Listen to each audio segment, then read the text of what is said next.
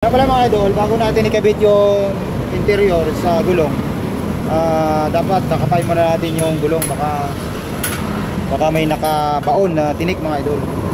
So kanina binaklas ko tong interior, tinignan ko naman, so wala siyang tusok mga idol. Bale nangyari, kaya sa sumingaw, kaya na flat, naipit lang mga idol sa gulong. So siya pala mga idol, share ko lang din, pag malambot yung ating gulong, dapat dagdagan na natin ang hangin para maiwasan natin yung ganitong pangyayari na naiipit yung interior mga idol.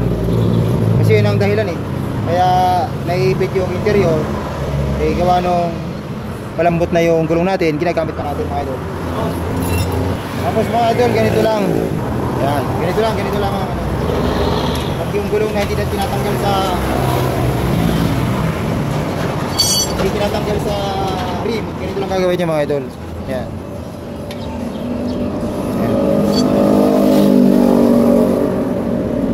Bali gagamitan nyo ng tuhod mga idol. Ganyan lang mga idol. Lalak ng tuhod para ipasok natin ito. Tapos tandahan natin bunutin. Yan lang mga idol. Tapos ipapasok natin ang magandang pagkakalapat ng interior para pag ginangin na natin, lapat na siya kagad.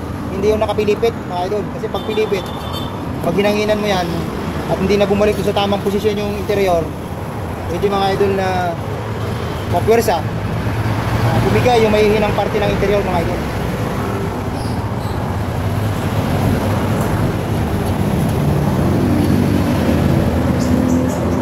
Tapos siguraduhin natin na nakapasok lahat yung interior mga idol doon sa rim. Tapos saka natin daan-daan na simutin. Tapos mga idol, yung isang tuhod ko nakadiin dito, nakadiin para hindi bumalik yung gulong mga idol. Yan, yan. Kunting kalaman lang ito mga idol. Yan. Tapos pag medyo matigas, palalapatin natin, pipisa-pisahin natin yung gulong para lumapat. Para natin pamasukan ng panikwat mga idol. Yan. Yun, ganun lang mga idol.